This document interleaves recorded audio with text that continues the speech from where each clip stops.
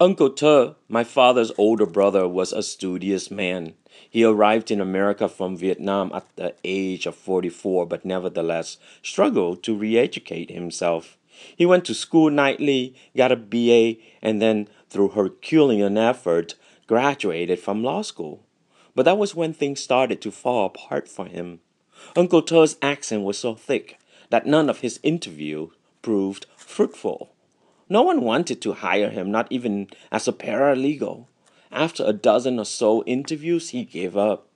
Listen, get rid of any slight suggestion of an accent, he would tell me bitterly. Americans turn a deaf ear to foreign accents. You never get anywhere fast if you sound like a foreigner. I already knew as much. Although I was 11 when I came here and am now comfortable with the language, whenever I get nervous, my accent thickens. It's as if I'm back in my 7th grade English class and forced to read a passage from some book out loud. I can still hear the snickering from my classmates as I stumbled over difficult passages, not understanding a word. So I practiced and practiced and practiced.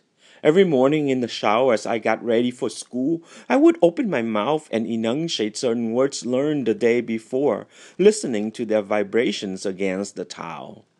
Business I would pronounce, stress I would shout. Necessary I could almost see the words, with their sharp edges and round arches taking shape in the steamy air. I would try my best to rule over them. But I also knew that it was far harder to bend one's tongue to accommodate the American ear than to assimilate. My uncle, for instance, was not rejected for lacking qualifications or intelligence. It was his unruly tongue that gave his foreignness away, pronouncing him interminably alien and unfortunately unemployable. Uncle Te never found a satisfying job. After a while, he resorted to working in his wife's grocery store in the Mission District in San Francisco and smoked and drank himself to death. He had believed in the American dream, but its golden door was shut on him at the last minute. On his deathbed, ravaged by throat cancer, Uncle Te whispered inaudible words and gasped for air.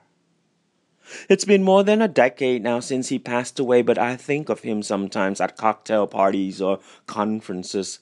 I try to enunciate my words carefully, masking my foreignness with my Californian accent. In the back of my mind, I hear Uncle's warnings. Speak like Connie Chung and you're okay. Talk like me and you end up running a grocery store. The other day, I took a friend to a Chinese restaurant in San Francisco, and the waiter, newly arrived from Hong Kong, told us to take the table to the night, having failed to pronounce the R in the word right. Sure, my friend snickered, and we'll probably stay till morning. A funny retort, surely, but I was reminded of my uncle on his deathbed, and I was suddenly overwhelmed by an intense sadness. Cindy, I whispered to her, listen, I have something to tell you. Yeah, she said as she leaned over and combed back her golden hair, ready to hear me divulge my secrets. But I had nothing to say.